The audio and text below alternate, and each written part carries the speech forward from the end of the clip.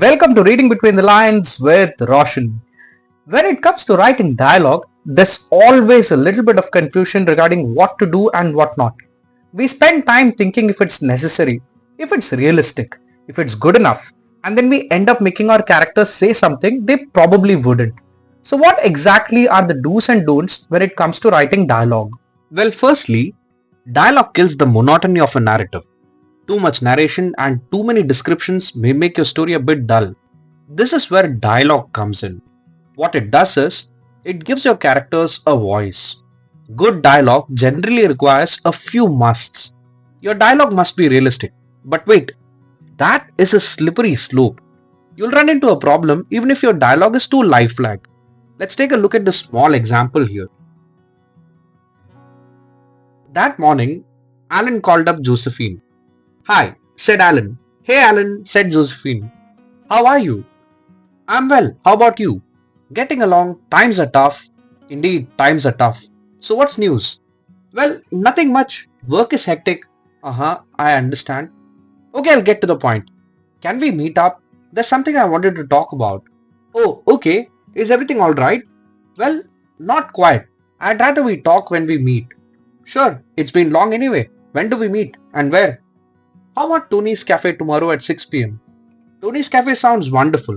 I love the coffee." "Sure, I'll see you there then. Also, just don't tell Bruce about our meeting." "Oh, not at all. He'll appreciate the evening he'll get to spend by himself." "Thanks. I'll see you tomorrow then. Bye." "Bye-bye." The day of the meeting dawned. That was excruciatingly long, but it was lifelike. The problem with this kind of dialogue is, much of it doesn't move the plot forward. Most of the words are just there. This is probably how most conversations in real life occur. You don't start with a point the moment the other person answers the call, but in a narrative, it will create problems for both you, the writer, and the reader. Someone who reads briskly will end up realizing most of the bits mentioned here are rather meaningless and may skim through this part. When they do that, they'll have missed some key parts of the dialogue. If you go over the piece again, you'll figure out there are two key points in the whole conversation. One, something's bothering Alan. And two, he would rather tell it to Josephine in person. That's the part you need to keep.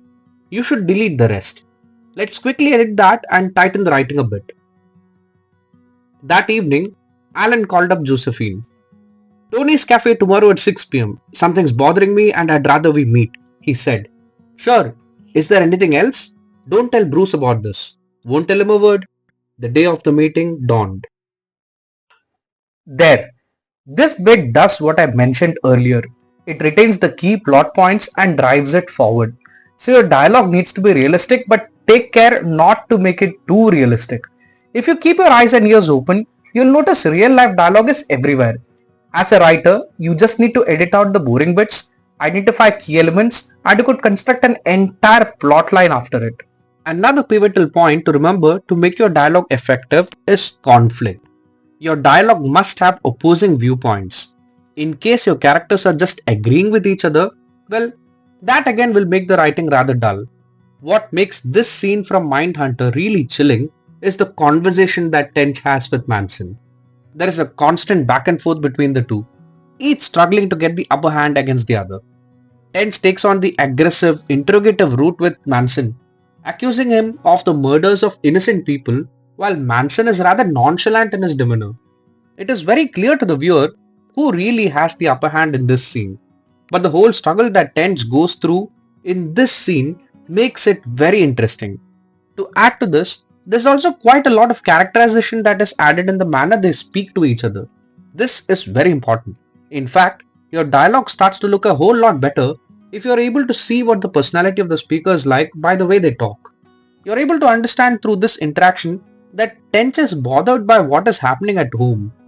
There is a constant mention of children in their dialogue, and you're subconsciously drawn to Tench's family where his own kid is entangled in a murder. Tench's issues grappling with his family dilemma eats him away and we see him sort of vent out. The fact that an intelligent FBI agent who interacts with the deadliest of criminals in the world could be bogged down by family issues and could let his emotions get the better of him at work shows that he's an ordinary human. This is a very realistic portrayal of the character. Dialogue has this power to bring out these traits. There's a lot of subtext that could be added during an interaction between two characters that could make you associate with other parts of the story. This makes the plot unified, coherent, and this dialogue, realistic and all, moves the plot forward and keeps your viewers engaged. Some of the best dialogue that you'll come across in movies have these traits. There is an underlying conflict that is layered within the lines your characters speak. And there is a bit of characterization that you can glimpse which defines what your characters are really like. This scene from the trial of the Chicago 7 is another example. There is a similar back and forth between Abby and Schultz, and as they try to get the upper hand against the other, you see what they are really like. You may have a glowing admiration for the skills Abby possesses in arguing and making a case for himself, and perhaps this is how the writers wanted to portray Abby's character. The last example I want to include in this session is the short story The Bet by Anton Chekhov. I like the dialogue that is included in the beginning of the story where a group of people are discussing their opinion about capital punishment. Again, you'll notice all the traits that we have so far discussed in this video essay. The dialogue appears realistic but only retains the key points. There is conflict as in not all characters are on the same page, and you get a glimpse of what the main characters are like. The banker and the young lawyer who enter into this wager of whether the lawyer would really be able to spend a number of years in prison. The banker's impulsiveness is brought out in the dialogue. The lawyer's recklessness is clearly visible when he accepts the bet. This is what good dialogue does. It elevates your overall story. Make sure to include the 3 things we discussed today that make dialogue effective. These are: dialogue must be realistic, it should demonstrate conflict, and it must bring out the personality of the speaker. I hope you found this session on dialogue informative. Until next time, goodbye. I'm concerned you have to think about it. Give me a moment, would you, friend? I've never been on trial for my thoughts before.